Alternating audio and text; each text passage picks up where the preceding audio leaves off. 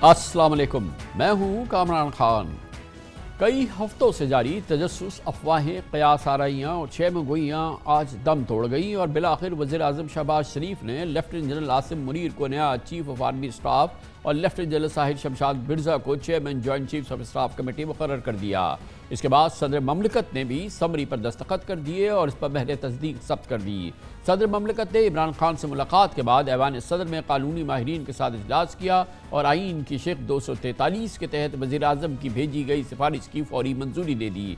Summary की मंजूरी के बाद जनरल साहिर शमशाद मिर्ज़ा और chairman joint chiefs of staff committee और जनरल सैयद आसिम मुनीर शाह को चीफ ऑफ आर्मी स्टाफ मुकर्रर हो गए। तकरीरी के बाद आज chairman joint chief of staff और नए आर्मी चीफ ने सदर पाकिस्तान आरिफ अलवी और वज़ीर आज़म शहबाज शरीफ से अलहदा मुलाकातें की। इससे कबल आज सुबह वज़ीर आज़म शहबाज शरीफ की सरबराही में वफाकी काबीना ने लेफ्टिनेंट जनरल सैयद आसिम मुनीर शाह को मुलाजमत पर बरकरार रखने और उनकी रिटायरमेंट मौक़र करने की मुत्तफ़िक़ा मंजूरी दी थी। आर्मी रेगुलेशन 1998 के रूल्स नंबर 255 के मुताबिक वज़ारत दिफा की दरख्वास्त पर वफाकी हुकूमत किसी आर्मी ऑफिसर की रिटायरमेंट को आर्जी तौर पर मुअत्तल या महदूद कर सकती है। उसकी वजाहत PTI दौर में हुकूमत में साबिक़ वज़ीर आज़म इमरान खान के मावरी खुसूसी शहजाद अकबर कर चुके हैं। इसका पस मंज़र यह है कि लेफ्टिनेंट जनरल आसिम मुनीर 27 नवंबर को रिटायर हो रहे हैं, जबकि आर्मी चीफ का ओहदा वो 29 नवंबर को संभालेंगे। इसलिए उनकी रिटायरमेंट को मौक़र किया जाना एक कानूनी तकाज़ा था। कानूनी तकाज़ा भी पूरा हो गया। पाकिस्तान तहरीक इंसाफ की जानिब से इस पर कोई एतराज़ नहीं आया, इसकी नुक्ताचीनी नहीं हुई है और इस लिहाज से ये पाकिस्तान के लिए बहुत इत्मीनान और सुकून का दिन है। सदर पाकिस्तान जनाब आरिफ अलवी ने फौरी तौर पर इस अपॉइंटमेंट की तस्दीक भी कर दी। इससे पहले उन्होंने इमरान खान से भी मुलाकात की।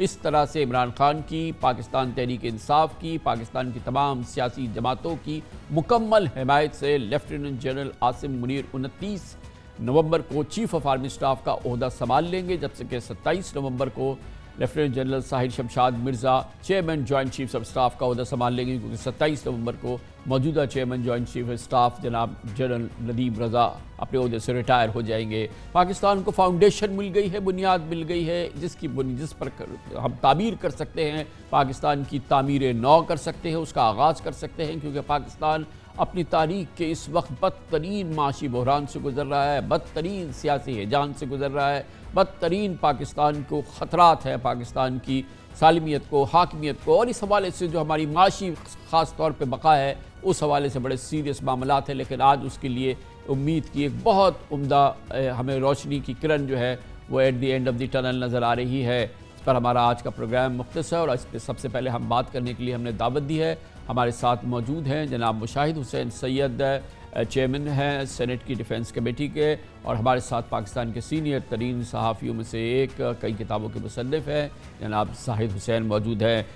अस्सलाम वालेकुम शाहिद साहब, फरमाइएगा कि बड़ी उम्दा बिगनिंग हो गई है, मगर ये बहुत ही बेसिक बिगनिंग है, क्योंकि हमें बड़ा लंबा सफ़र करना है। आज की डेवलपमेंट पे आप क्या कहेंगे?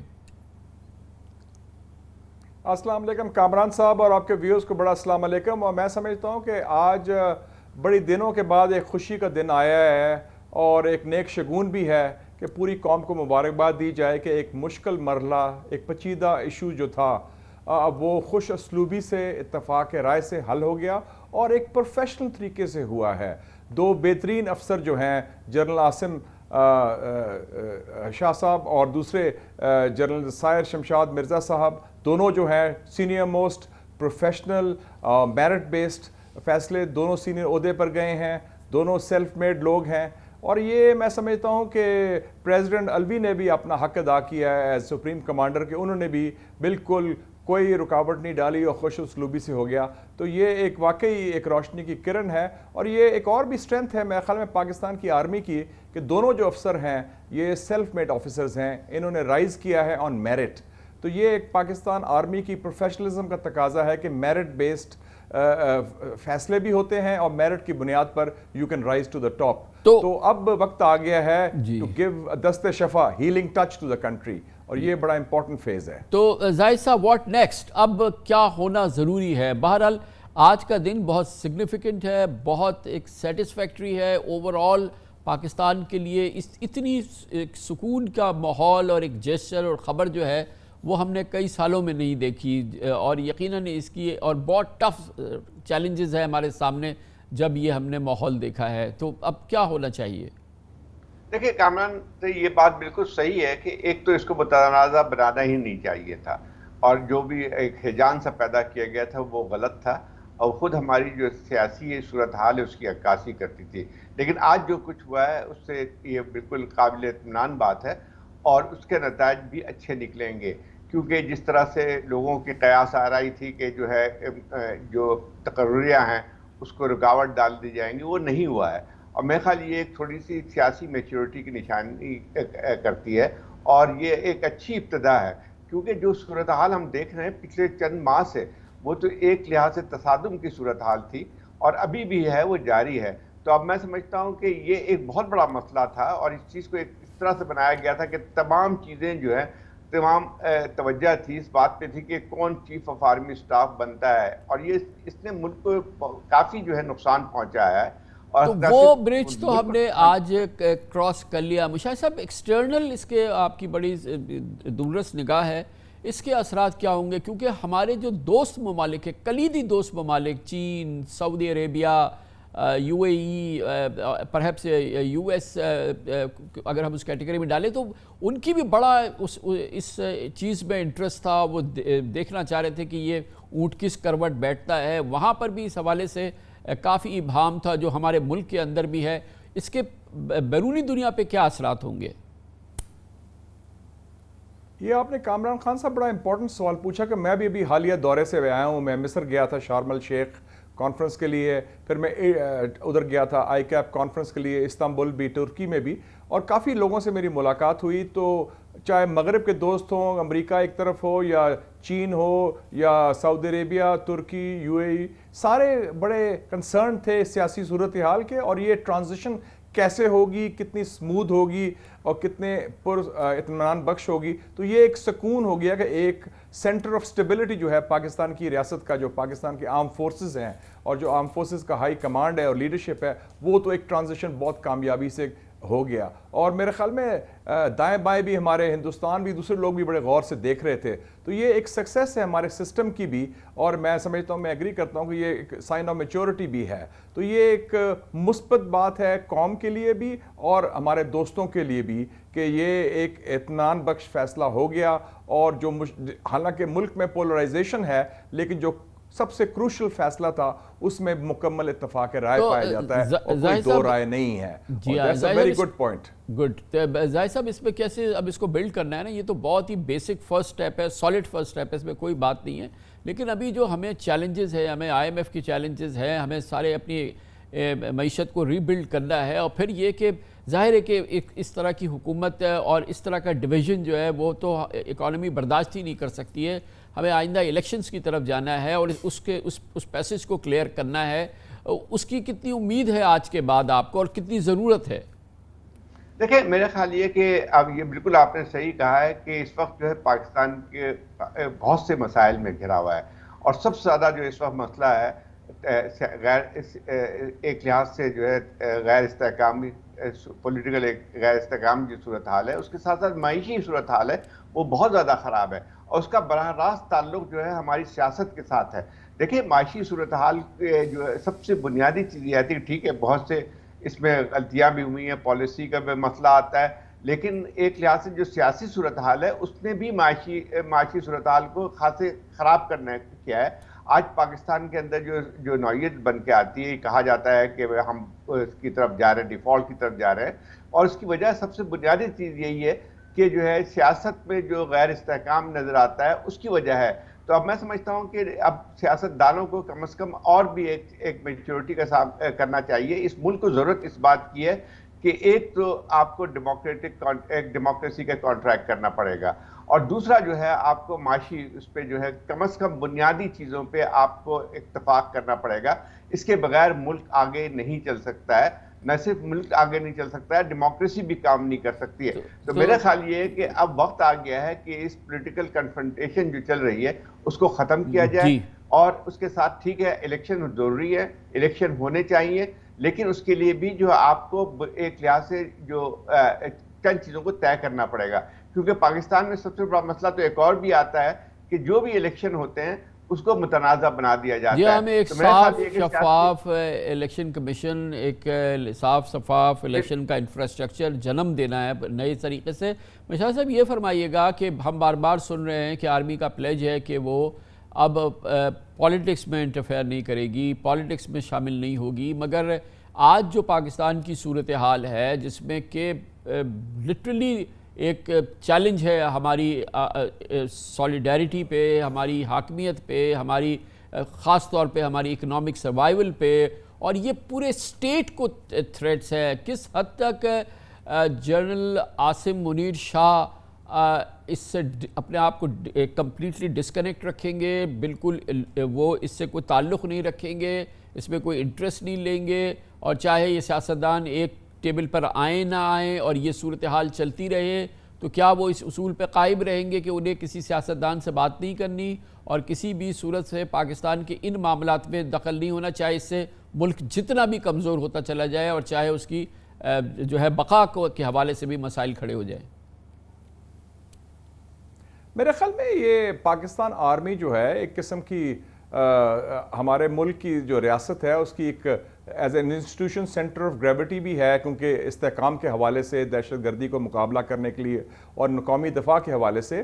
تو بیسک بات ہے کہ ماضی کی غلطیاں نہ دہرائیں. جو ریسنٹ پاسٹ میں ہوا ہے ایک خلیج سی آ گئی عوام اور فوج کے درمیان، اور وہ basic number 1 priority general Asim Munir شاہ کی ہے as new army chief to restore, بحال کرے اعتماد پاکستانی عوام کا اپنی مسلح افواج کی جو ان کی محافظ ہے اور ان کی دفاع کرنے والی قوت ہے. اور اس کا مطلب ہے کہ وہ واقعی پولیٹیکلی نیوٹرل رہیں اور وہ سیاسی انجینئرنگ یا سیاسی مداخلت سے وہ بالکل دور رہیں، اور یہ جو ملک کو ضرورت ہے دست شفا کی ہیلنگ ٹچ کی اس کو آگے بڑھائیں، اور یہ میرے خیال میں بہت ضروری ہے. سب سے بڑا چیلنج یہی ہے. اور کئی ایشوز ہیں. آج ہماری میٹنگ تھی commission of Balochistan missing persons کی، مثلا یہ بہت بڑا ایشو ہے، ایک بلیڈنگ وونڈ ہے پاکستان کی پالیٹی. یہ ان کو سالو کرنا چاہیے جنرل عاصم منیر شاہ کو. اور اس کے علاوہ جو سیاستدانوں کے لیے بھی چیلنج ہے اب ان کے لیے، they've to rise to the occasion. کچھ رولز آف دا گیم بنائیں آپس میں.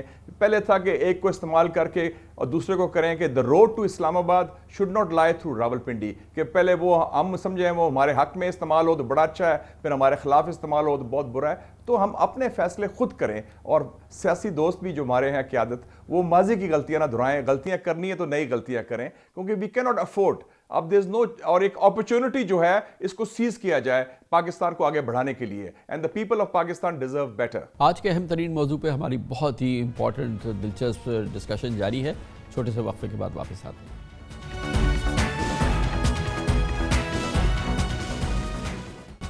طویل عرصے کے بعد پاکستانیوں کو آج اطمینان اور سکون کی خبر ملی.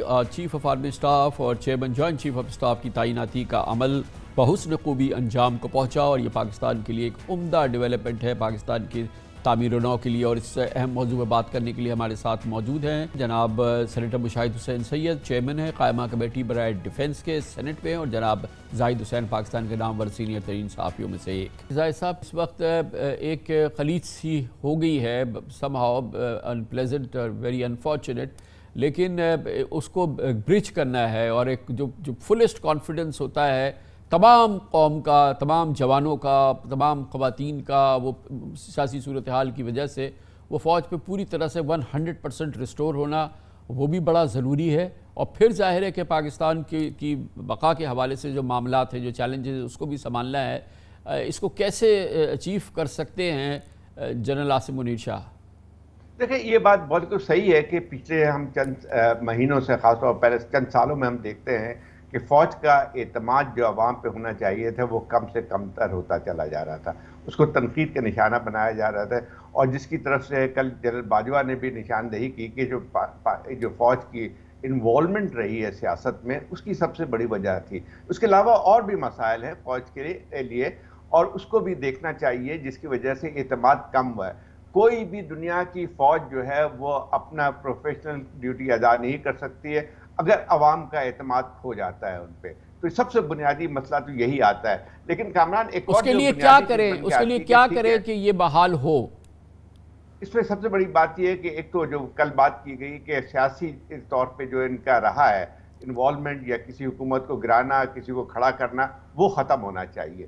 اس کے علاوہ اور بھی ایسی چیزیں ہیں جس پہ جو ہے فوج کے اوپر تنقید کی جاتی ہے، مثلا جیسے ابھی ذکر آیا کہ مسنگ پرسنز کا مسئلہ بن کے آتا ہے، وہ بھی ایک چیز بن کے آتی ہے۔ دوسرا اور بھی آتی ہے کہ جو بہت سارے ایسے بھی چیزیں سوال پیدا ہوتی ہیں جس میں کہا جاتا ہے کہ بھئی فوج نے اپنے جو پروفیشنل ڈیوٹی کا ہٹ کے بہت سارے جو کمرشل انٹرسٹ ڈیولپ ہو جاتے ہیں، اس کو بھی دیکھنا چاہیے کہ اس کا بھی اثر کیا پڑتا ہے۔ لیکن ایک سب سے جو بنیادی چیز مجھے نظر آتی ہے کہ ایک اپارچونٹی موجود ہے سیاست دانوں کے لیے کہ اگر فوج کو سیاست سے ہٹانا ہے، اور جیسے فوج نے اب کہا بھی ہے کہ ہم نہیں فوج دیں گے، لیکن وہ اس وقت تک ہی ممکن ہو سکتا ہے جبکہ خود جمہوری اداروں کو، سیاسی اداروں کو مستحکم کیا جائے۔ فوج کی مداخلت کی ایک اور وجہ جو رہتی ہے بار بار، وہ خود جو ہے سیاسی جماعتوں کے درمیان، سیاسی فورسز کے درمیان جو بہت زیادہ کنفرنٹیشن ہوتا ہے، اس کی وجہ سے بھی فوج کو موقع ملتا ہے، کہ سپیس ملتی ہے کہ وہ اپنے آپ کو انوالو کریں۔ تو میرا خیال یہ ہے کہ آج جو ہے اگر ہم چاہتے ہیں واقعی سویلین سپریمیسی کی بات تو بہت زیادہ کی جاتی ہے، لیکن اس کے لیے سب سے ضروری چیز بن کے آتی ہے کہ جب تک آپ اپنے جو ڈیموکریٹک انسٹیٹیوشنز ہیں جیسے پارلیمنٹ ہے اس کو مستحکم نہیں کریں گے، جہاں پہ اگر ٹھیک اختلافات تو ہوں گے، ہر جمہوری ہے اختلافات تو ہونے لازمی ہوتے ہیں، لیکن بہت ان اختلافات کی جو سالو کرنے کا طریقہ جو ہونا چاہیے وہ پارلیمنٹ کے اندر ہونا چاہیے، نہ کہ جو ہے ہم پنڈی کی طرف دیکھیں اور نہ جو ہے عدالت کی طرف دیکھیں۔ جی مشاہد صاحب معاف کیجیے گا، کچھ یہ سکلکل ہوتا ہے، سیزنل پلیج ہم آرمی کی جانب سے بار بار یہ دیکھتے ہیں کہ ہم اپنے آپ کو سیاست سے لا تعلق کر لیں گے، ہم علیحدہ کر لیں گے، ہم یہ تمام سن لیں گے، اور یہ پہلی بار ہم نہیں سن رہے، معاف کیجیے گا، یہ بار بار ہم سنتے ہیں۔ اور یہ کیسے ممکن ہوگا اور کیسے ہم یہ سمجھیں کہ یہ ایک بہت ہی مضبوط اس وقت عزم ہے اور اس میں ہم کوئی ویورنگ نہیں دیکھیں گے، اور یہ واقعی ایسا ہوگا اور اس کی روح کے مطابق اس پہ عمل کیا جائے گا کہ فوج واقعی سیاست سے لا تعلق ہو جائے۔ اس کا مطلب ہم سب اچھی طرح سے جانتے ہیں، اس کو فردر ایکسپلین کرنے کی ضرورت نہیں ہے۔ میرے خیال میں پچھلے دونوں الیکشنز متنازع ہوئے، اور میرے خیال میں ایک لٹمس ٹیسٹ آنے والا ہے، 2023 الیکشن کا سال ہے پاکستان میں، ایک genuinely free and fair election ہو جائے، عوام فیصلہ کریں کس کو ووٹ دے رہے ہیں، اور اس میں کوئی کسی پر رکاوٹ نہیں ہونی چاہیے، اور کوئی مداخلت نہیں ہونی چاہیے، اور کوئی کوشش نہیں ہونی چاہیے کہ پک اینڈ چوز یا فیورٹزم کی، اور that will be the one litmus test. دوسرا جو ہے میرے خیال میں جو انگیجمنٹ ہے پارلیمنٹ کے ساتھ GHQ کی، وہ ضرور ہونی چاہیے، کیونکہ we are all part of the solution, چاہے پولیٹیکل فورسز ہوں یا آرم فورسز ہوں، اور آرم فورسز کا ایک بڑا امپورٹنٹ کردار ہے for stability of the state. تو اس حوالے سے جو نئے چیلنجز آ رہے ہیں، دہشت گردی کا آ رہا ہے اور آ رہا ہے، اس میں گورنمنٹ اور پولیٹیکل فورسز اور آرم فورسز کو اکٹھا ہونا پڑے گا، ایک پیج پر ہونا پڑے گا کہ جو فیوچر پاکستان کا ہے اس کو اکٹھا چلانا ہے۔ تو میں سمجھتا ہوں کہ اس میں جو ماضی کی غلطیاں دونوں سائڈ نہ دہرائی جائیں، نہ سیاسی قوتوں کے جنہوں نے کئی دفعہ خوش ہوتے ہیں کہ ہمارے سیاسی مخالفین کو رگڑا مل رہا ہے، اسٹیبلشمنٹ رگڑا دے رہی ہے، اور پھر جب ان کو ملتا ہے تو پھر چیخیں چلاتے ہیں، اور وہ نہ ہو، اور دوسری آرمی بھی سیکھ لے اور آرم فورسز بھی۔ اور میں سمجھتا ہوں یہ دونوں قیادت جو ہے، جنرل عاصم منیر شاہ، جنرل شاعر شمشاد مرزا، یہ سارے جو ہیں they are mature people, professional people, thinking people, یہ پورے پروسیس سے گزرے ہیں، انہوں نے دیکھا ہے۔ آئی تھنک کہ they will turn a new page. میں بڑا کانفیڈنٹ ہوں کہ پاکستان کے لیے ایک نادر موقع ہے نیو بگننگ کا، اور ایک نئی راہ کھلنے کا مثبت طریقے سے ملک کے لیے، زاہد صاحب آپ بھی یہ سمجھتے ہیں کہ الیکشن 2023 لٹمس ٹیسٹ ہوگا، آرمی واقعی حقیقت میں اب لا تعلق ہو گئی ہے سیاست سے؟ بالکل صحیح بات ہے، الیکشن کو فری اور فیئر ہونا چاہیے، اور اس کے لیے ایک بہت زیادہ ضروری ہے کہ اس سے پہلے سیاسی جماعتوں کے درمیان اتفاق ہونا چاہیے، اور یہ نہ ہو کہ جو الیکشن کے بعد پھر جو ہے کوئی مسائل کھڑے ہو جائیں، اور ایک الیکشن کو جیسے پہلے ہوتا رہا ہے کہ مسترد کر دیتے تھے جو ہارتی تھی جماعتیں۔ تو اس کے لیے ضروری ہے کہ ایک میکینزم پہ اتفاق رائے ہونا چاہیے، اور یہ ایک انڈیپینڈنٹ الیکشن کمیشن ہونا چاہیے جس پہ تمام جماعتوں کا اتفاق بہت ضروری ہے، کیونکہ بغیر ایک صحیح ایک فری فیئر الیکشن میں اور غیر متنازع الیکشن کے بغیر نہ ملک آگے چل سکتا ہے نہ جمہوریت آگے چل سکتی ہے. پھر وہی مسائل پاکستان کے سامنے آئیں گے. بہت بہت شکریہ جناب زاہد حسین. جناب مشاہد حسین سید بہترین ایجوکیٹڈ، ہم ایک انڈیپینڈنٹ تجزیہ لے رہے تھے موجودہ صورتحال کا. ہمارا یہ پروگرام خصوصی پروگرام ہے آج کے حوالے سے، وہ جاری ہے اور ہم کمرشل بریک لیتے ہیں. ضرور آپ نیوز ہیڈ لائنز دیکھیں گے، پھر ہمیں ریاکشن لینا ہے پاکستان تحریک انصاف کا. سابق اسپیکر اسد قیصر ہمارے ساتھ ہوں گے. پاکستان مسلم لیگ نون حکومت کا موقف ہمیں دیں گے جناب شاہد خاقان عباسی، اور اس پر پھر ہم معیشت پہ بھی بات کریں گے. سب کچھ ایک چھوٹے سے وقفے کے بعد. قوم نے بہت اطمینان اور سکون سے آج دیکھا کہ لیفٹیننٹ جنرل عاصم منیر شاہ کی تعیناتی ہو گئی. چیف آف آرمی اسٹاف کی حیثیت سے 29 نومبر کو وہ پاکستان کی فوج کے سپہ سالار کا عہدہ سنبھال لیں گے. 27 نومبر کو lieutenant general Sahir Shamshad chairman joint chief of staff کا عہدہ سنبھال لیں گے، اور اس طرح سے یہ تبدیلیوں کا عمل بہت بحسن خوبی اپنے انجام کو پہنچ رہا ہے، اور یہ ایک بہت امپورٹنٹ ڈیولپمنٹ ہے اس پرآشوب دور میں. بلا شبہ نامزد army chief general Asim Munir اور نامزد chairman joint chief of staff committee general Sahir Shamshad شاندار کیریئر کے حامل سینئر ترین آفیسر ہیں. آج دونوں آفیسرز کی اس تعیناتی کے بعد صدر پاکستان ڈاکٹر عارف الوی اور وزیر اعظم شہباز شریف سے ملاقاتیں ہو چکی ہیں. سب سے اہم بات یہ ہے کہ اس تعیناتی میں بہت پازیٹیو حصہ لیا پاکستان تحریک انصاف نے. آج صدر پاکستان ڈاکٹر عارف الوی نے اس تعیناتی پر مہر تصدیق ثبت کرنے سے پہلے لاہور کا سفر کیا، جہاں انہوں نے تفصیل سے جناب عمران خان سے اس موضوع پہ بات کی. لاہور آتے ہی انہوں نے اس ایڈوائس کو، جو کہ ان کو قانون کے مطابق وزیر اعظم شہباز شریف نے بھیجی تھی، اس پہ دستخط کر دی.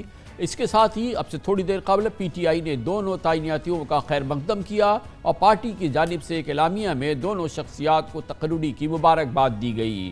اعلامیہ میں کہا گیا کہ فوج کی نئی قیادت سے ہماری توقع ہے کہ وہ ملک میں آئینی حقوق کی بحالی اور جمہوریت کے استحکام کے لیے اپنا کردار ادا کرے گی. پی ٹی آئی نے اپنے اعلامیے میں کہا کہ ملک میں جاری بحران کا واحد حل نئے انتخابات ہیں، اور اس ضمن میں پاکستان کا درد رکھنے والے تمام اداروں اور شخصیات کو اپنا کردار ادا کرنا چاہیے. بہت ہی ٹھوس دن، پازیٹیو دن، خوشی کا دن، اطمینان کا دن، سکون کا دن.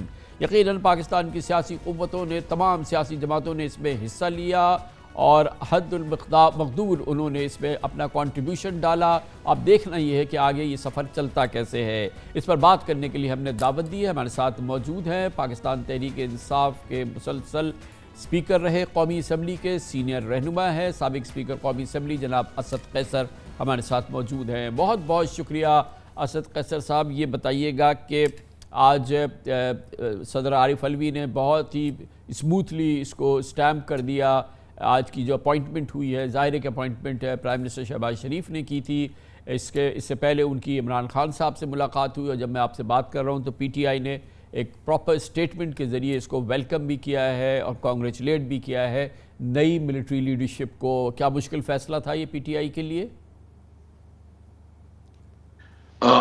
بالکل اس طرح ہے کہ سب سے پہلے تو آپ کو پتا ہے کہ ہم نے پہلے سے یہ اسٹانس دیا ہوا تھا کہ ہمارے کوئی فیورٹ نہیں ہے، نہ ہم کسی کے خلاف ہے، نہ ہم کسی کو چاہتے ہیں. بس جو بھی میرٹ کے اوپر ہو اور جو بھی ایک پروسیجر اور رولز کے مطابق آئے، ہمیں اس کے اوپر کوئی اعتراض نہیں ہے. اور آج ثابت ہو گیا ہے کہ جو ہمارا موقف تھا، جو پبلک میں اور لوگ اس کو شک کی نگاہ سے دیکھ رہے تھے، اور جو میڈیا میں اس کے اوپر بڑی ڈیبیٹ اور ڈسکشن ہو رہی تھی، آج پیسفلی ہوا، اور ہم نے پارٹی کی طرف سے اس کو ویلکم بھی کیا، خیر مقدم بھی کیا ہے.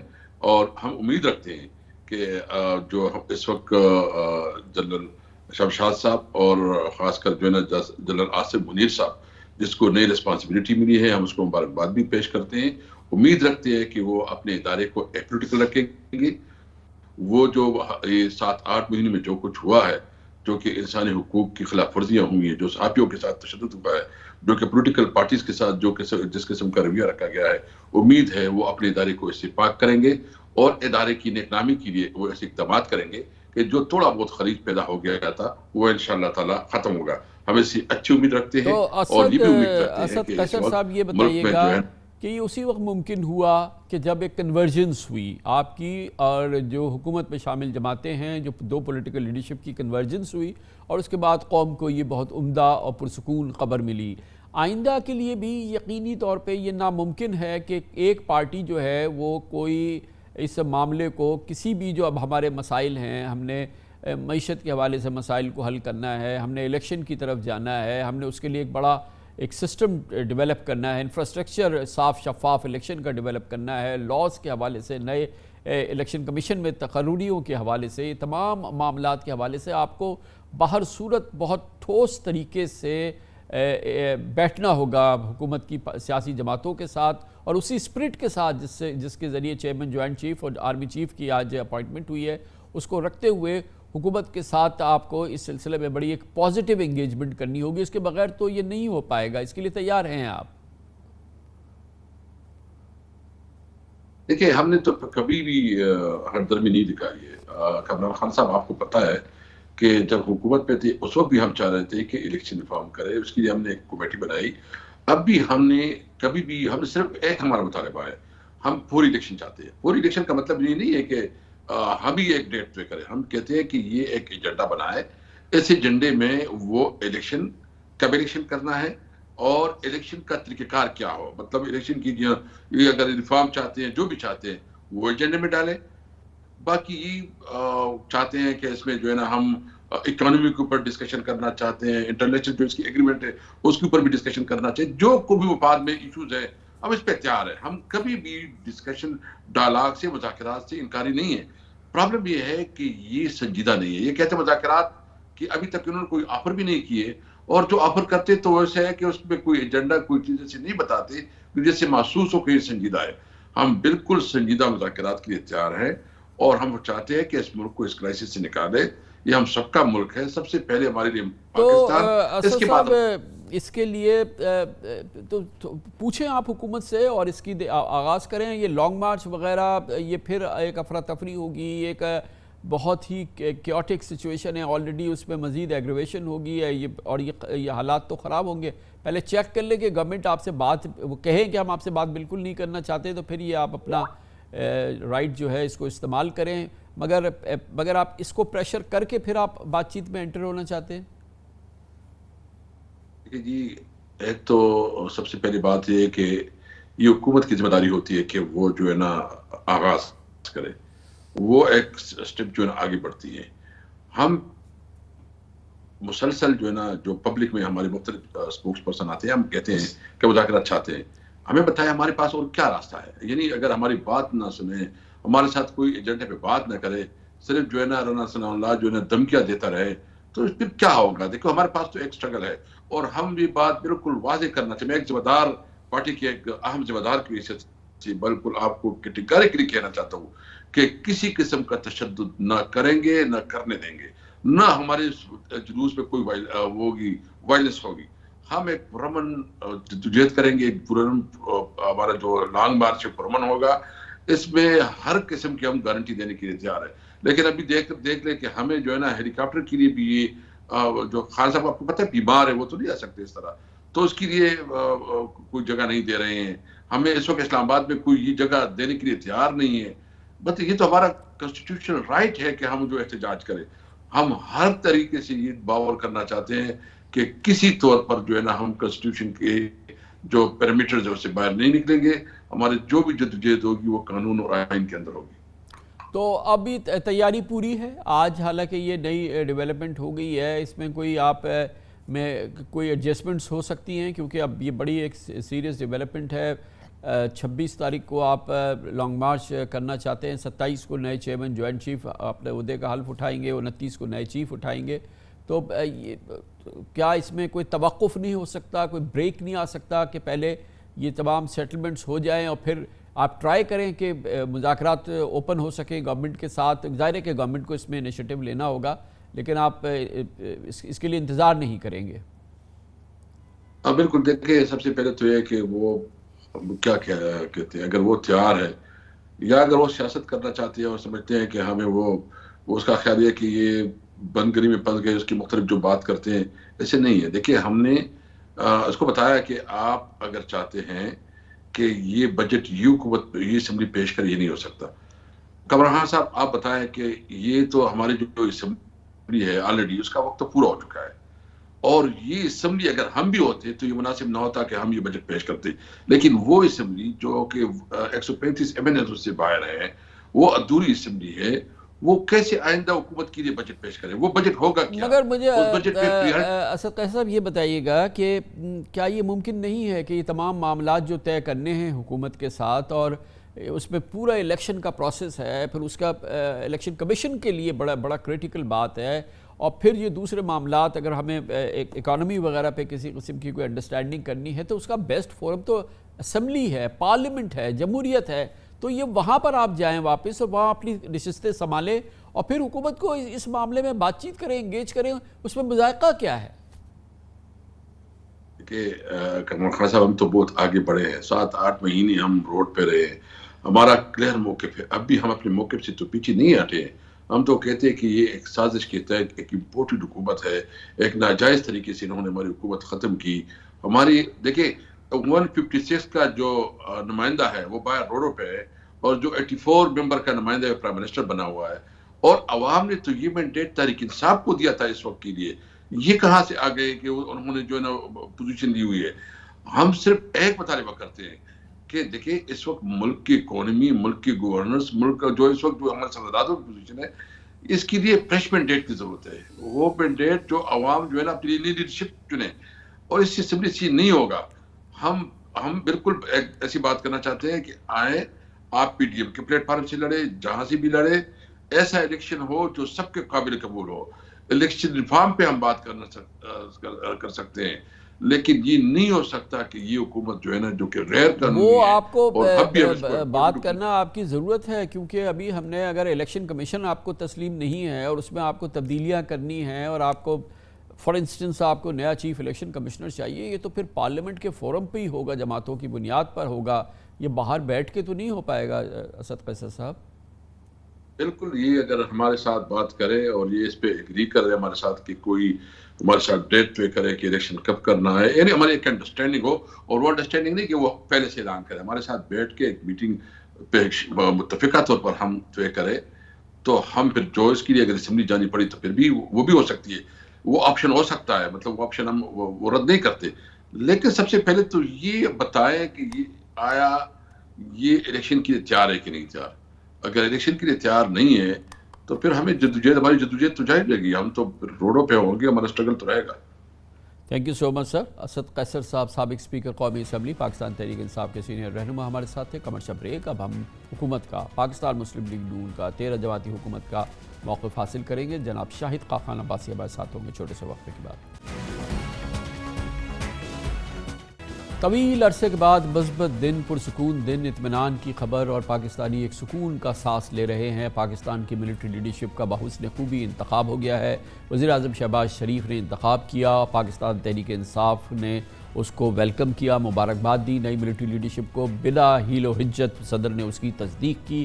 اس طرح سے ایک نئے سفر کا لگتا ہے کہ پاکستان آغاز کر سکتا ہے، ہر لحاظ سے پازیٹیو خبر ہے۔ اس پر ابھی ہم پاکستان تحریک انصاف کا موقف سابق اسپیکر اسد قیصر صاحب سے لے رہے تھے، اب اس پر ہم مزید بات کرتے ہیں۔ اس کے لیے ہمارے ساتھ موجود ہیں سابق وزیر اعظم، سینئر نائب صدر پاکستان مسلم لیگ نون، اور میں بالکل کہنا چاہوں گا کہ پاکستان کے معزز ترین سیاستدانوں میں سے ایک جناب شاہد خاقان عباسی، جنہوں نے کہ نیب سے کسی بھی کنسیشن کو لینے سے انکار کر دیا اس پوری صورتحال میں، اور کبھی بھی انہوں نے کسی ضمانت کے لیے اپنے مقدمات کے حوالے سے اپلائی نہیں کیا۔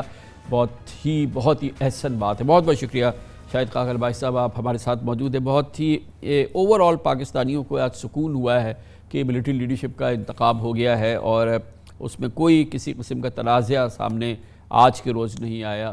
کیا اس پہ ہم بلڈ کر سکتے ہیں آگے کا سفر، جس سے کہ ہمیں جو آئندہ کے مسائل ہیں، جو ہمیں سیویئر چیلنجز ہیں ہمیں معیشت کے، ہماری سیاست کے، ان پر کچھ ہم پازیٹیو سفر کا آغاز کر سکتے ہیں آج کو بنیاد بنا کے؟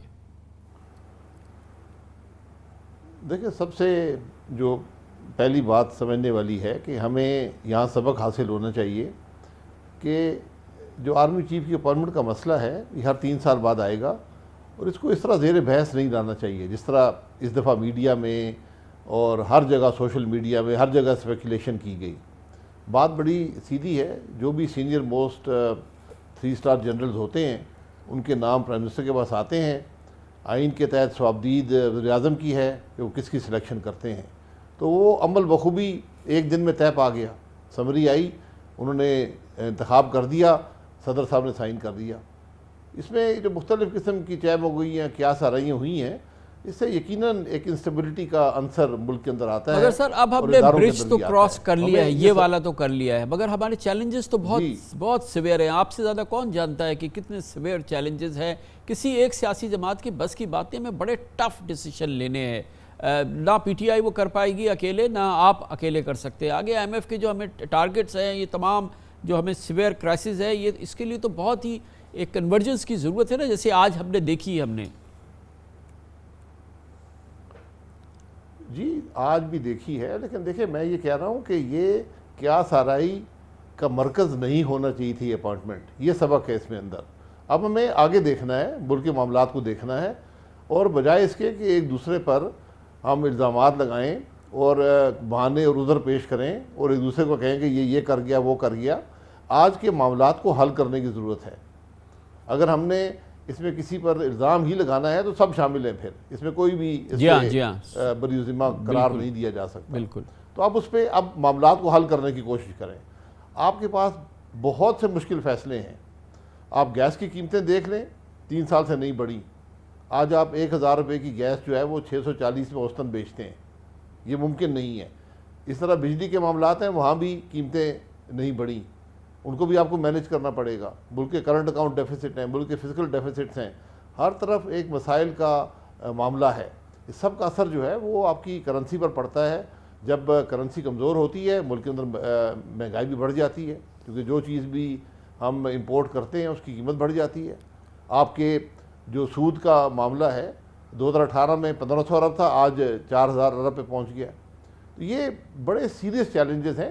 تو آج ہمیں یہ ایک دوسرے پر الزامات لگانے کے بجائے کچھ مل کر ان سب چیلنجز کا مقابلہ کرنے کی ضرورت ہے. تو اس وقت جو سب سے پیراماؤنٹ چیلنج ہے، جس کو سب سے پہلے آپ کے خیال میں ہمیں اپنے معاشی ایگزسٹنس کو سنبھالنے کے لیے ضروری ہے، جس کو کہ ہمیں فوراً مقابلہ کرنا ہے، وہ کیا ہے؟ جی وہ معیشت ہی ہے. آپ کے جو معاشی چیلنجز ہیں، میں نے آپ کو بتایا، اب 4-5 ایگزامپلز رکھی ہیں. یہ بڑے بہت ہی سیریس کرائسس ہیں، اور جو بھی فیصلے کرنے پڑیں گے اس کی ایک سیاسی قیمت ہوگی. کیا وہ آج پی ایم ایل این اور کولیشن گورنمنٹ نے اٹھانی ہے، یا سب سیاستدانوں نے اس کے اندر اپنا حصہ ڈالنا ہے؟ تو ضرورت اس بات کی ہے کہ ٹیبل پر بیٹھیں، ایک پرائرٹیز طے کر لیں کہ ہم نے کون سی چیزیں کیسے کرنی ہیں، ان کا حل کیا ہے. ہر ایک کے حل موجود ہیں، لیکن وہ تکلیف دہ حل ہیں، ان کا بوجھ عوام پہ پڑے گا. اور اس میں کوئی شک نہیں ہے نا بھائی صاحب کہ یہ کوئی بھی پولیٹیکل گورنمنٹ، چاہے وہ مینڈیٹ بھی بڑا ہیوی اس کے پاس ہو، تو وہ یہ بہت ہی ناخوشگوار فیصلے ہیں جو عوام کو کسی صورت میں پسند نہیں آئیں گے. ان کی رینکنگ، ان کی ریٹنگ میں بہت برا اثر پڑے گا، وہ بہت غیر مقبول ہوں گے. تو اس کے لیے تو ایک اشتراک بہت شدید چاہیے اور ایک انڈرسٹینڈنگ چاہیے. تو آپ ذرا مجھے اپنے دل کی بات یہ بتائیے کہ کیا اس کے لیے ضروری نہیں ہے کہ پہلے ہم اس کو جو امیڈیٹ ایشوز ہیں ان کو ایڈریس کریں اور ہم پھر الیکشن میں جائیں، پراپر مینڈیٹ آئے جس پارٹی کے پاس، پھر وہ اس کو ایڈریس کرے، مگر دوسری جماعت جو اپوزیشن میں ہو وہ اس کو سپورٹ کرے. آئیڈیل سچویشن ہے، مگر کیا پاسبل ہے اور کیا یہ ضروری ہے؟ جی دیکھیں، پاسبل ہر چیز ہوتی ہے اگر نیت صحیح ہو. اگر نیت یہ ہو کہ مسائل کو حل کرنا ہے تو پھر مسائل حل ہو سکتے ہیں. اگر نیت ہر طرح سے ہر قیمت ملک کی ادا کر کے اقتدار کی کوشش ہو تو پھر معاملات حل نہیں ہوں گے. تو آج بات الیکشن کی مت کریں. آپ 3 مہینے کے انٹرم پروسیس کا متحمل نہیں ہو سکتے. آج بیٹھیں، ایک ایجنڈا طے کر لیں، ہم نے کیسے مسائل کو حل کرنا ہے، اس پر امپلیمنٹیشن شروع کر دیں اور سب ان فیصلوں میں حصے دار بنیں. اور کل جب ٹرم پوری ہوگی، الیکشن ہوگا، جو حکومت آئے گی وہ اس پروسیس کو کنٹینیو کرے. یہ 6 مہینے 1 سال کا پروسیس نہیں ہے. میری نظر میں کم از کم 3 سے 5 سال کا پروسیس ہے جس سے پاکستان کو گزرنا پڑے گا. تو ڈائیلاگ کے لیے انوائٹ کریں پی ٹی آئی کو. آپ گورنمنٹ ہے، ظاہر ہے کہ انوائٹ کریں، پراپر کھلے دل کے ساتھ ان سے کہیں. اور ایک شاید آپ نے پہلے ادھر رائٹ لیفٹ بات کی ہے، مگر کوئی پراپر طریقے سے انوائٹ کریں پی ٹی آئی کو کہ آئیں بیٹھ کے جیسے کہ آپ نے کہا اس پہ بات کرتے ہیں؟ جی بالکل، وزیر اعظم صاحب کو یہ پھر سے کرنا چاہیے۔ شہباز شریف صاحب کی پہلی تقریر بھی قومی اسمبلی میں بطور اپوزیشن لیڈر، آخری تقریر بھی بطور اپوزیشن لیڈر، اس کے بیچ میں بھی بطور لیڈر دا ہاؤس بھی ہر تقریر میں انہوں نے کہا ہے کہ بیٹھیں اور مل کر ان معاملات کو حل کریں۔ تو آج ایک دفعہ پھر ان کو یہ اپنا ایک ہاتھ ایکسٹینڈ کرنا چاہیے کہ سب بیٹھتے ہیں، اور اس میں صرف سیاسی لیڈر نہیں ہوں گے، میں آپ کو حقیقت سے بتاتا ہوں، اس میں آپ کو اسٹیبلشمنٹ کو بھی بیٹھنا پڑے گا، اس میں جوڈیشری کو بھی بیٹھنا پڑے گا، کیونکہ سب کے جو فیصلے ہوتے ہیں وہ اثر انداز ہوتے ہیں ملک کی معیشت پر۔ تو آج نیب کو دیکھ لیں، آج سب سے بڑا عنصر جو ملک کے اندر اثر انداز ہو رہا ہے آپ کے فیصلوں پر، وہ نیب کا ہے۔ تو ان سب معاملات کو آپ نے کنسنسس سے طے کرنا ہے، یہ کوئی ایک جماعت نہیں کر سکتی، اس لیے آج سب کو بیٹھنا ہوگا، اور میں امید کرتا ہوں کہ وزیر اعظم صاحب ضرور، اور وہ پہلے بھی کرتے رہے، ان کو کوئی اس میں آر نہیں ہے، وہ انشاءاللہ ہاتھ بڑھائیں گے، اور مجھے امید ہے کہ آپ کی کیا انڈرسٹینڈنگ ہے؟ کافی طویل عرصے سے آپ کی براہ راست نواز شریف صاحب سے ملاقات نہیں ہوئی ہے، لیکن وہ اسی سوچ کے حامی ہیں؟ جی بالکل اسی سوچ کے حامی ہیں۔ نواز شریف صاحب تو وہ آدمی ہیں جنہوں نے ہمیشہ شائستگی سے سیاست کی ہے، جنہوں نے ہر چیز کو برداشت کیا ہے، ورنہ جو کچھ ہم نے نواز شریف کی ذات کے ساتھ کیا ہے اس کی مثال کوئی نہیں ملتی۔ آج تک آپ ایک پیسے کی کرپشن نواز شریف پر الزام تک نہیں لگا سکے، اور آپ نے ہر طرح سے میڈیا کے اندر، میڈیا سے باہر، عدالتوں میں آپ نے ملائن کیا۔ تو نواز شریف صاحب تو ہمیشہ سے اس بات کی حامی ہے کہ آج کے مسائل کو مل جل کر حل کرنے کی ضرورت ہے۔ اچھا، اور اس پورے ماحول میں ظاہر ہے کہ باری باری ہر سیاسی جماعت کی فوج سے بڑی شکایات رہی ہیں، اور جس کی جب باری آئی ہے اس نے اس کا کھل کے اظہار کیا، اور اب تو پچھلے ہم نے سالوں میں دیکھا ہے کہ اس کی تو کوئی لمٹ ہی نہیں رہی ہے۔ اب فوج کا یہ اصرار ہے اور ان کا عزم ہے کہ وہ سیاست سے لا تعلق ہو جائیں گے۔ ایز اے سیاستدان آپ اس کو کیسے دیکھتے ہیں ماضی کو سامنے رکھتے ہوئے، اور اس کے لیے آپ کے نزدیک کیا اس کا لٹمس ٹیسٹ ہوگا؟ دیکھیں، آج بھی ہمارے نظام کے اندر ایک گہرا اثر ہے اسٹیبلشمنٹ کا، یا فوج کہیں، جو بھی کہنا چاہتے ہیں، اس کا ایک گہرا اثر ہے۔ وہ اثر آپ کو بتدریج اس کو ایک آئینی دائرے میں لانا پڑے گا، ورنہ معاملہ نہیں چل سکتا۔ ہم نے بہت سے ایکسپیریمنٹ کر لیے ہیں، اور یہ شکایت جو ہوتی ہے یہ ادارے سے نہیں ہوتی، یہ میں سمجھتا ہوں کہ جو لیڈرشپ رہی ہے، جنہوں نے ان معاملات میں حصہ لیا ہے، الیکشن کے اندر جو دھاندلیاں ہوئی ہیں، جو بھی حالات ہوئے ہیں، وہ ماضی کا حصہ ہیں، تاریخ کا حصہ بن گئے ہیں، ان کو ایک طرف کر دیں۔ تو ادارہ جو ہے وہ اس کا ایک مقصد ہے، ملک کے دفاع اس کا مقصد ہے، اور وہ کرتا ہے، اور پروفیشنلی کرتا ہے، اور تاریخ ثابت کرتی ہے کہ بڑی دلیری سے کرتا ہے۔ تو وہ معاملات اپنی جگہ پر ہیں، لیکن آج ایک نئی عسکری قیادت آئی ہے، اب ان پر لازم ہے کہ کس طرح وہ اس بات کو مینیج کرتے ہیں کہ جو اثرات فوج کے ملک کی سیاست پر ہیں، اور اس کے ذریعے ملک کی معیشت پر ہیں، ملک کے سیکیورٹی کے معاملات پر ہیں، ملک کی خارجہ پالیسی پر ہیں، ان کو کیسے وہ آئین کے دائرے کے اندر لاتے ہیں۔ کیا عوامل ہیں جو کہ اب ہم افورڈ نہیں کر سکتے کہ آئندہ الیکشن پہ پھر ایک بار پھر عدم اعتماد کا اظہار ہو؟ وہ کیا عوامل ہیں، وہ کیا طریقہ کار ہے جس سے کہ ہم انشور کر سکتے ہیں کہ آئندہ الیکشن صاف اور شفاف ہو؟ بلا کا آپ کا تجربہ ہے خود الیکشنز کا، اور آپ کو تو بالکل پتہ ہونا چاہیے، ماشاءاللہ وزیر اعظم رہے ہیں آپ ہر طرح سے، ذرا بتائیں نا کہ کیسے ممکن ہوگا کہ آئندہ الیکشن، اور یقینی طور پہ ظاہر ہے کہ اس کی اب ذمہ داری آپ پر ہوگی، آپ سے یہ سلسلہ شروع ہوگا، کیسے آپ ممکن بنائیں گے کہ یہ بالکل صاف شفاف ہو، پوری قوم کو اعتماد ہو؟ دیکھیں، نیک نیتی کے ساتھ بیٹھیں، اور جو ہم الیکٹورل ریفارمز کی بات کرتے ہیں اس کی بات کریں۔ میں آپ کو حقیقت سے کہتا ہوں، پاکستان میں جو الیکشن کا نظام ہے، اگر آپ اس کے اندر مداخلت نہ کریں، اس سے بہتر نظام نہیں ہے۔ آپ کو وقت پہ رزلٹ بھی دیتا ہے، اس پہ آپ انگلی بھی نہیں اٹھا سکتے۔ تو اگر پولنگ سٹیشن جو ہے وہ الیکشن کمیشن کے عملے کے کنٹرول میں ہوگا تو آپ کا الیکشن قابل قبول ہوگا۔ پچھلے الیکشن کی سب سے بڑی مشکل یہی تھی کہ بیلٹ باکس کے ساتھ ایک فوج کا مسلح سپاہی کھڑا تھا، تو یہ اور باہر بھی اور اندر بھی فوج کا عمل دخل تھا، اس نے ابہام پیدا کیا۔ وہاں پر کیا ہوا یہ میں پھر تاریخ پر چھوڑ دیتا ہوں۔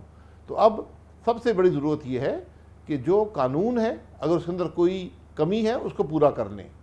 یہ ہم الیکٹورل ووٹنگ کی بات کرتے ہیں, الیکٹرانک ووٹنگ کی بات کرتے ہیں, ہم یہ ای وی ایمز کی بات کرتے ہیں, یہ نظام کی بات نہیں ہے, بات مداخلت کی ہے. مداخلت کو ختم کرنا ہے, اس پر سب طے کر لیں. بھائی صاحب آپ کی ہم بہت ہی اس پر ظاہر سنجیدہ گفتگو کر رہے ہیں, تو آپ کی 2 ٹوک رائے یہ ہے کہ اگر صاف شفاف الیکشن کرنا ہے تو فوج کو اس عمل سے نکال دیں, ہم ان کو ہم پولنگ سٹیشن کے آس پاس نہیں آنے دیں.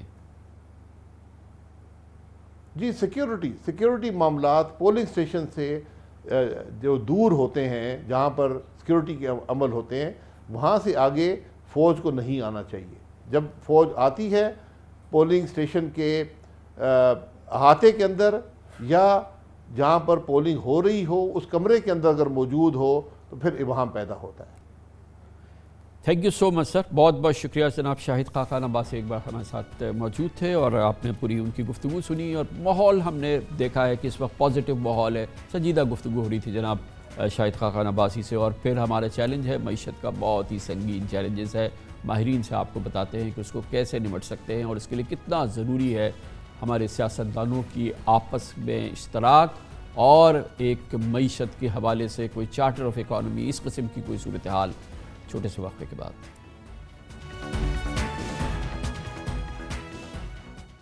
Welcome back. اس حقیقت کو جھٹلانا ناممکن ہے کہ پاکستان معاشی طور پہ خدا نخواستہ کنگال ہو رہا ہے.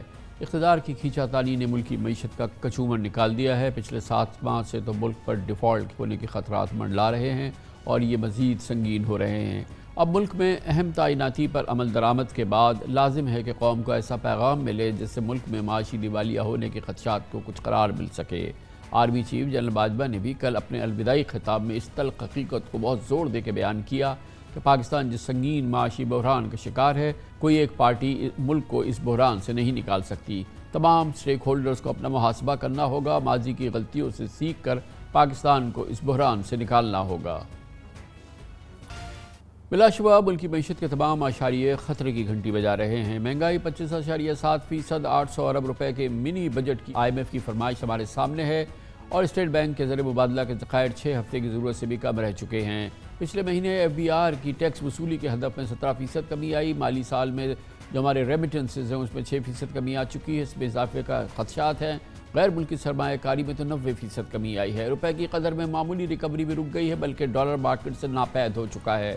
بیرونی ادائیگیوں کی سخت دم توڑ رہی ہے اور موڈیز اور فچ نے پاکستان کی کریڈٹ ریٹنگ بہت گرائی ہے. IMF کا پروگرام تعطل کا اس وقت شکار ہے جس کی بحالی کے لیے جنوری کی تاریخوں کا امکان ظاہر کیا جا رہا ہے. یہ تباہ کن معاشی صورتحال تمام اسٹیک ہولڈرز سے تقاضا کر رہی ہے کہ اس وقت تمام معاملات کو ایک طرف رکھ کر یک نکاتی ایجنڈے کے طور پر ملکی معیشت کو مستحکم کیا جائے. سیاسی مفادات اور اختلافات کو پس پش رکھ کے صرف معاشی استحکام کی کوششوں کو بروئے کار لایا جائے.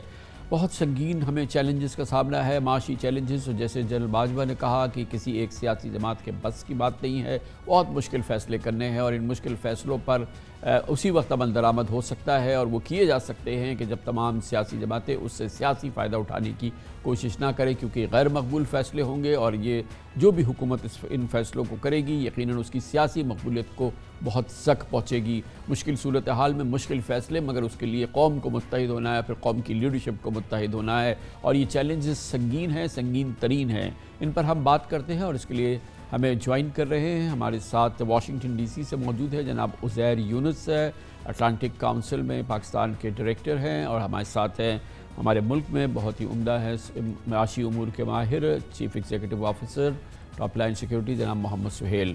بہت بہت شکریہ آپ حضرات کا. عزیر یونس صاحب, آپ بتائیے گا کہ اس وقت کی جو سب سے سیریس چیلنج ہے پاکستان کی معاشی صورتحال میں, وہ سر فہرست اس میں کیا معاملہ ہے اور جسے فوری طور پہ ایڈریس کرنے کی ضرورت ہے, اور کیا وہ ڈویبل ہے اس کا سلوشن؟ جی دیکھیں, 2 سب سے اہم معاملات ہیں. آپ کے پروگرام میں شروع میں بھی اس پہ بات ہوئی کہ ریزروز جو ہیں وہ بہت کم سطح پہ آ چکے ہیں. اس وقت تقریباً 5 سے 6 ہفتے کے بالکل ریزروز رہ چکے ہیں اور $1 بلین کی پیمنٹ آنی ہے دسمبر میں، تو وہ جب ہو جائے گی تو مہینے سے بھی کم کے ریزرو اسٹیٹ بینک کے پاس اور ٹوٹل ریزرو رہ جائیں گے. تو ان کو بیف اپ کرنے کی ضرورت ہے، بڑھانے کی ضرورت ہے. اس کے لیے آپ کو چین سے اور سعودی عرب سے پیسے چاہیے ہوں گے، اور اس کے ساتھ ساتھ یہ لنکڈ ہے IMF کے ساتھ. جو مذاکرات اس وقت پاز پر ہیں وہ جنوری کی تاریخ یا دسمبر کے اینڈ میں جو بات ہوگی اس سے پھر جو ہے آگے صورتحال بہتر ہو سکتی ہے. تو نیئر ٹرم کے اندر آپ نے ڈالرز کے ایکسیس چاہیے ملک کو، اور اس کے لیے دوست ممالک اور IMF کے ساتھ مذاکرات جو ہے اہم ترجیح ہونا چاہیے اس وقت. اور ظاہر ہے کہ IMF سہیل صاحب اسی وقت ہمارا پروگرام ریسٹور ہوگا کہ جو ان کے ٹارگٹس ہیں ہمیں وہ اچیو کرنے ہیں. وہ مشکل ٹارگٹس ہیں، مزید مہنگائی ہوگی، مزید مشکلات لوگوں کے لیے ہوں گی، شاید مزید ٹیکسز ہوں. اور ظاہر ہے کہ کوئی بھی گورنمنٹ جو کہ ابھی تو فی الحال تو ایک بڑی ویک گورنمنٹ ہے، وہ اکیلے یہ کر نہیں پائے گی. اس کے لیے پولیٹیکل کنسنسس کی بڑی شدید ضرورت ہے، اور ایک بیسک اکنامک انڈرسٹینڈنگ اور اس کے اوپر ایک پولیٹیکل انڈرسٹینڈنگ ہوگی تو پھر شاید یہ آگے بڑھے گا معاملہ. جس طرح بات ہوتی آ رہی ہے چارٹر آف اکانومی کی، میرے خیال میں یہ چارٹر سے زیادہ بہت زیادہ اسپیسیفک قانون سازی کی ضرورت ہے. قانون میں اگر ہم دیکھیں چارٹر آف اکانومی جو ہے وہ ایک براڈر سا پرنسپل ہوگا، مگر کچھ سال پہلے debt responsibility fiscal responsibility and debt limitation law تھا. وہ اسپیسیفک تھا کہ 4% ہمیں فسکل ڈیفیسٹ کرنا ہے اور 60% ہمیں ڈیٹ ٹو GDP ریشو رکھنا ہے. آج ہم دیکھیں تو فسکل ڈیفیسٹ اس ٹارگٹ سے ڈبل ہے اور ڈیٹ ٹو GDP اس ٹارگٹ سے 50% زیادہ ہے. تو میرے خیال میں 10 سال کے لیے کم از کم ایک قانون بنانا چاہیے جس میں یہ جو دو چیزیں تو ہونی چاہیے، ڈیٹ ٹو GDP ریشو، تاکہ بہت زیادہ بورنگ نہ کی جائے، اسپیشلی ایکسٹرنل ڈیٹ جس کا آج ہمیں چیلنج ہے، اور دوسرا فسکل ڈیفیسٹ جو پچھلے 4-5 سال سے 8% زیادہ ہے. اس کے ساتھ ساتھ بے شمار اور بھی چیزیں ہیں جس میں کرنسی ان سرکولیشن ہے، جس میں سبسڈیز ہیں، جس میں بجلی کے ریٹ ہیں.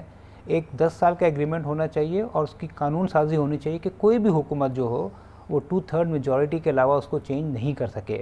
آپ نے ابھی دیکھا جس طرح عزیر نے کہا کہ امیجیٹلی تو ہمیں یہ تو میں نے آپ کو بتایا اگلے 2-3 سال کا، چاہے یہ حکومت ہو یا نہیں ہو، ابھی تو فوراً ہی مجھے اپوزیشن کے ساتھ PTI کے ساتھ اس حکومت کو مل کے سعودی عربیہ اور چائنا سے ری اسکیڈولنگ کی باتیں کر لینی چاہیے. اگر انہوں نے نہیں کی تو یہ جو ریزرو ہیں ہمارے 6-8 مہینے میں ختم ہو جائیں گے، اور جو پاکستان کا صرف ایک شارٹ ٹرم میں جو سہارا ہے کہ وہ پاکستان کے جو قرضے ہیں اسپیشلی چائنا کے اور سعودی عربیہ کے، وہ کم از کم 3 سے 5 سال کے لیے اس کی میچورٹی آگے بڑھا دی جائے. تو عزیر صاحب یہ بتائیے گا کہ اب ہم IMF پروگرام میں ہیں، لیکن ایک ٹرموائل تھا، ہمارا انٹرنل پولیٹیکل ٹرموائل تھا، اور بہت زیادہ پاکستان میں ہر چیز ہنچ کر رہی تھی آرمی چیف کی اپوائنٹمنٹ کے حوالے سے. وہ آج بڑا بحسن خوبی وہ عمل، بڑا ہماری گڈ لک ہوئی ہے کہ وہ عمل ہو گیا ہے. لیکن اس کے اب یہ ایک ہماری پازیٹیو ڈیولپمنٹ ہو گئی، مگر ہمیں ایکسٹرنل بڑی شدید معاشی مدد کی ضرورت ہے. IMF پروگرام میں ہے تو یہ جو ہمیں بائی لیٹرل یا ملٹی لیٹرل اور وہ تمام جو سپورٹ آتی ہے، جو کہ ایک طرح کا شیلڈ ہوتی ہے کہ آپ ڈیفالٹ نہ کریں، وہ کیا اب وہ گیٹ گوئنگ ہو سکتی ہے؟ اس کی کیا ضرورت ہے؟ وہ کیوں نہیں ہو رہی؟ وہ معاملات کیوں آگے نہیں بڑھ رہے؟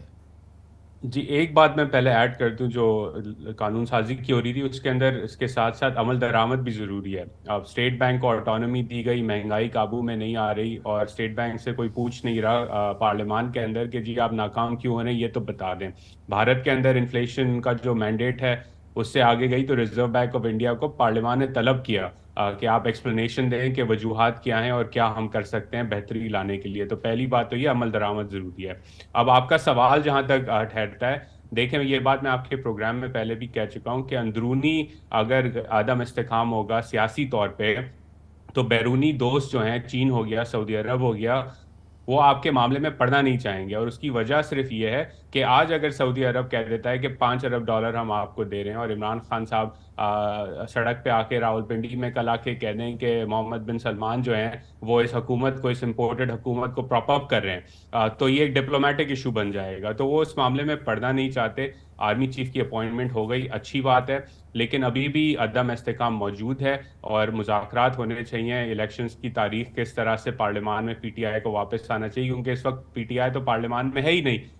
تو یہ ساری چیزوں پہ ضرورت ہے کہ ڈومیسٹک اسٹیبلٹی جو ہے پولیٹیکل اس پہ کام کیا جائے، کیونکہ جب تک ڈومیسٹک اسٹیبلٹی نہیں ہوگی آپ کے جو دوست ممالک ہیں وہ معاشی سپورٹ آپ کی نہیں کریں گے، اس لیے کیونکہ یہ ڈپلومیٹک ایشو بننے کا رسک ہے، ان کو معلوم نہیں کہ کل پاکستان کا وزیر اعظم کون ہوگا اور کیا صورتحال ہوگی. تو اس پہ بھی غور و فکر کرنے کی ضرورت ہے کہ جو ڈومیسٹک انسٹیبلٹی ہے اس کا اکنامک امپیکٹ کیا ہے اور اس کا پھر فارن پالیسی اور بیرونی تعلقات پہ امپیکٹ کیا ہے. اور سعودی عرب جیسے ممالک اس بات میں نہیں اڑنا چاہتے کہ آپ کے یہاں وزیر اعظم کون ہے اور دھرنا کون ڈال رہا ہے.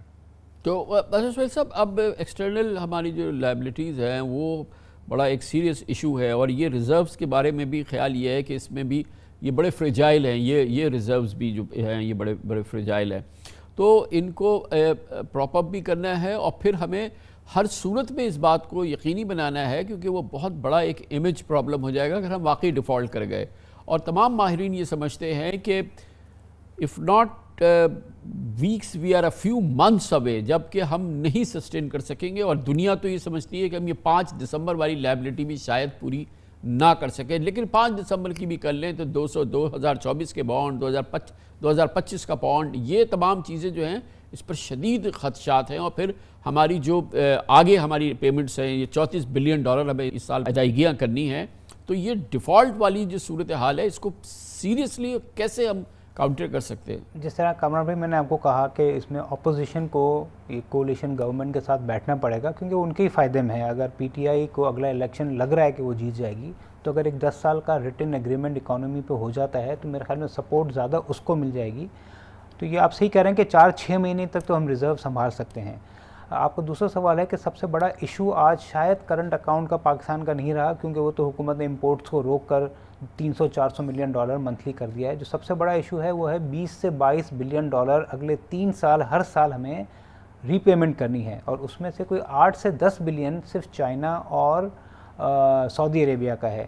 تو اسی لیے میں نے جو پہلے کہا کہ ان سے 3 سے 5 سال کی میچیورٹی ہم آگے کرا لیں تو کم از کم یہ آپ کا $10 سے $15 بلین سال کی پیمنٹ آپ کی کم ہو جائے گی. اور یہ ہو جب ہی سکتا ہے کہ جب پاکستان IMF کے ساتھ چلے، جو آج کل تھوڑا تعطل ہوا ہے، ریویو پورا نہیں ہوا.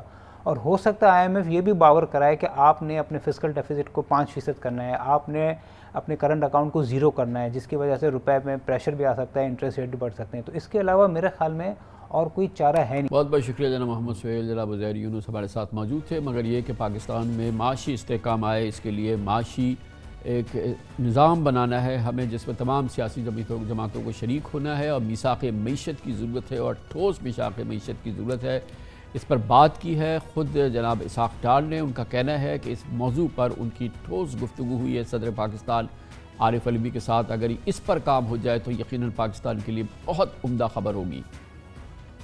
اس نوٹ پہ ہمارے آج کے پروگرام کا اختتام ہوتا ہے. کل آپ سے پھر ملاقات ہوگی انشاءاللہ. کل تک کے لیے کامران خان کو اجازت. اللہ حافظ.